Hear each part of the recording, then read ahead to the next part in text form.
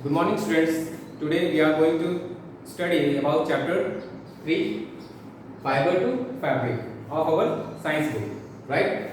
So in this chapter we will study about fiber, yarn, and how yarn are converted to the fabric, right? So let's start our topic. Fibers. So fibers are the raw material from which fabrics are made. Fibers are the raw material from which fabrics are made. मतलब fibres से ही हमारे जो कपड़े हम जो कपड़े पहनते हैं वो सब फाइबर से ही बनते हैं. Fine. Now basically fibers are of two types. There are two types of fiber: natural fiber and synthetic fiber. Right?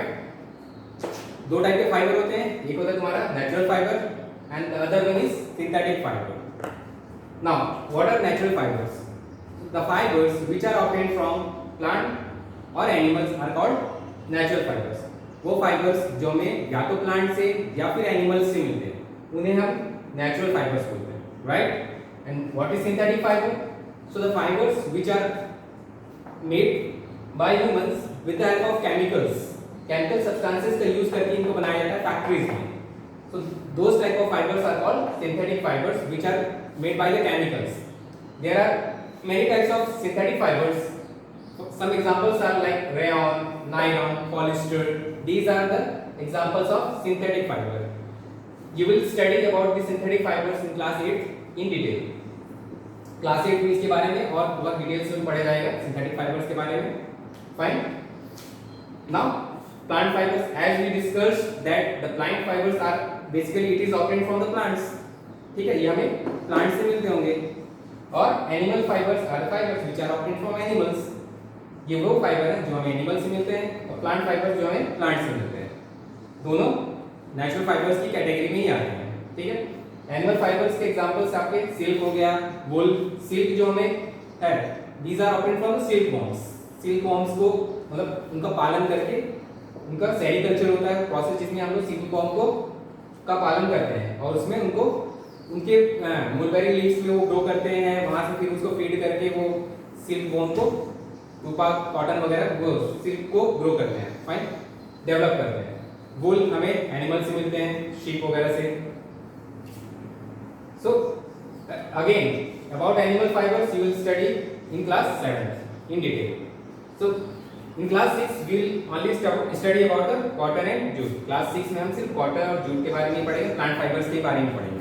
Right? Now, what is cotton?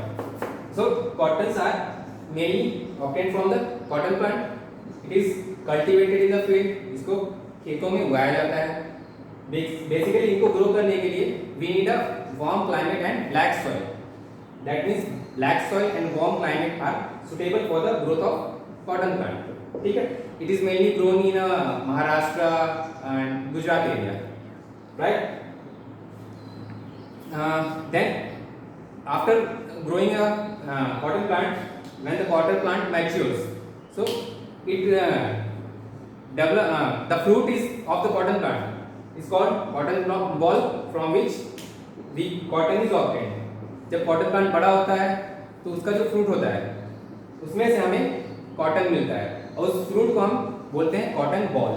cotton ball उसमें से हमें cotton plant मिलता है, cotton मिलता है.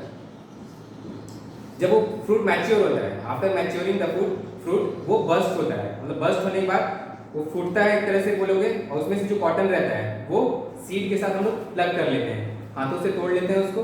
हाथों से तोड़ने के बाद उसमें से हम लोग सीड को सेपरेट करते हैं, कॉटन को सेपरेट करते हैं सीड्स से. बिकॉज हम लोग को जरूरत सिर्फ कॉटन की होती है ना कि सीड्स की, तो हम लोग कॉटन को सीड से सेपरेट कर लेते हैं. और उस प्रोसेस को the process of separation of seed from the cotton is called ginning. वो प्रोसेस जिसमें हम लोग कॉटन को सीड्स से सेपरेट करते हैं उस प्रोसेस को हम बोलते हैं ginning. Right? And what about jute? It is also plant fibre. So it is also grown in a field. इसको भी खेतों में उगाया जाता है. It is mainly grown in a rainy season. Rainy season में इसको उगाया जाता है because they need more water. इनको पानी की ज्यादा जरूरत पड़ती है तो इनको रेनी सीजन में उगाया जाता है. And it is grown in a West Bengal Bihar area. नहीं, वेस्ट बंगाल बिहार में इनको ज्यादा ग्रो किया जाता है. जूट इज बेसिकली हम लोग we get the jute from the stem of jute plant. हम लोग जूट कहाँ से मिलता है? जूट का प्लांट का जो स्टेम होता है उससे हमें जूट मिलता है। तो after maturing jute plant is cut from the base, उसको कट किया जाता है और उसको स्टेम को पानी में सोक किया जाता है कुछ दिनों के लिए, मतलब 20 से 25 डेज के लिए उसको पानी में भिगोते हैं, डुबा के रख देते हैं। उसके बाद क्या करते हैं, उसमें से हम लोग जूट को सेपरेट कर लिया जाता है, मतलब उसको जैसे ही जूट सड़ेगा उसमें सड़ने के बाद रूट होने के बाद उसमें से हम लोग उसको जूट को बाय हैंड या by machine we can separate that. So this is all about the jute.